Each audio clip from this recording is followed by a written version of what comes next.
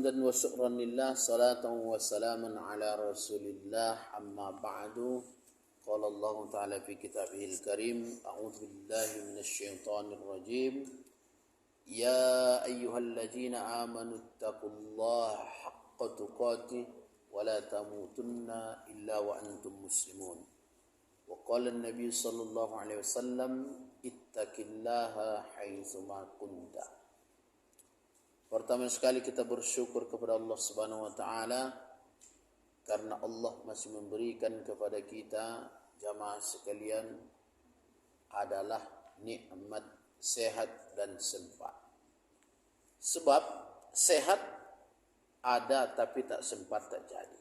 Tapi malam ini kita mendapat dua-duanya. Sehat kemudian sempat. Maka apa kata Allah?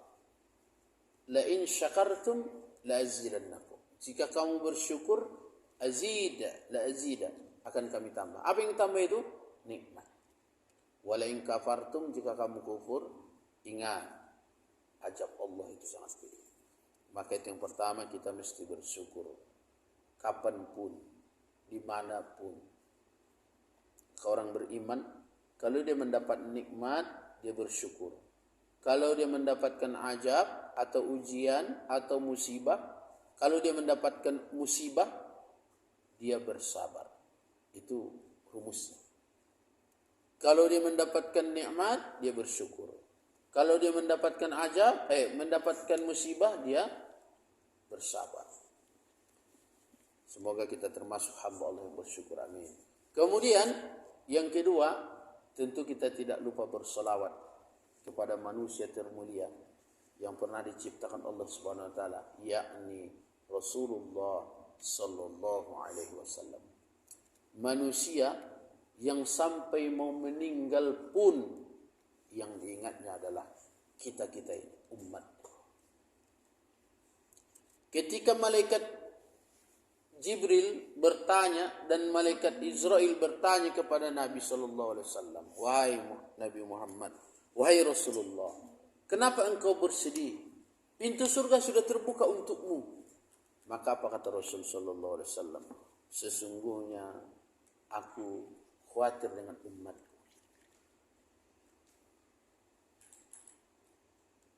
Maka kata malaikat Jibril, tidak ada umat lain sebelum umat nanti yang masuk surga.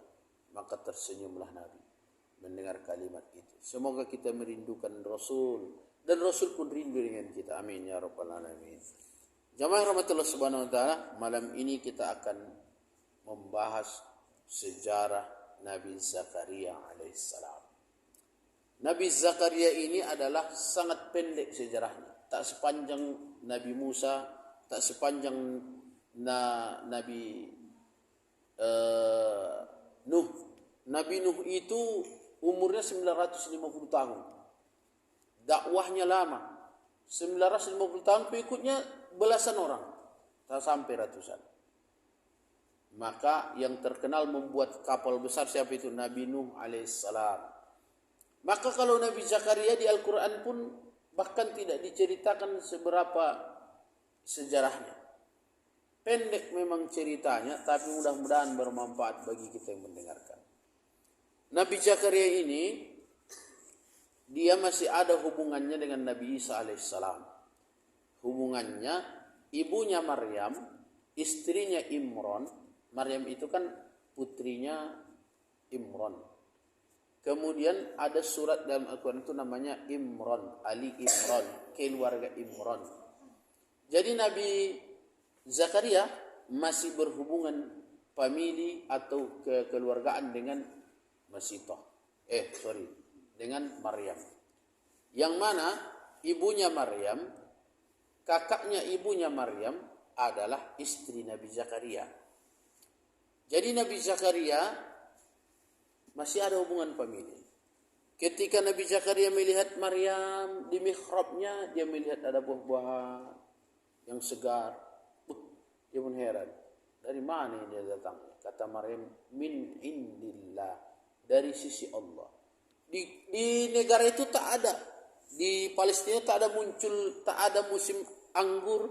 Di mihrabnya Maryam ada anggur. Tak ada kurma, di situ ada kurma. Luar biasa. Jamaah rahmatullah subhanahu wa ta'ala. Maka Zakaria ini mempunyai anak juga namanya Ishak. Bukan, namanya Ilyas. Yahya, sorry. Nama anak Zakaria Yahya. Kata Allah Subhanahu wa taala, tidak aku berikan nama selain, tidak ada nama sebelumnya. Maka nama anakmu, kata Allah Subhanahu wa taala Al-Qur'an surah Maryam, dijelaskan nama anaknya ismuhu Yahya. Nama anakmu nanti Yahya.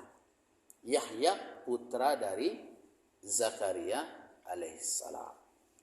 Maka jamaah rahmatullah subhanahu wa ta'ala, Nabi Zakaria ini masih ada rentetan keturunannya sampai kepada Nabi Yakub. Kemudian dia punya ayah, istrinya juga adalah putri seorang nabi juga. Maka keluarga Zakaria termasuk juga keluarga dari keluarga kenabian alaihissalam.